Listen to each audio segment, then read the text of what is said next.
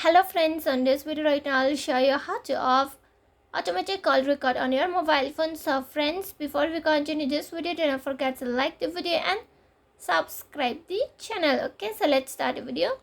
First of all, you have to move on call app. Then from here you have to move on to three dot. After that, click on setting. Then from here you have to click on call recording.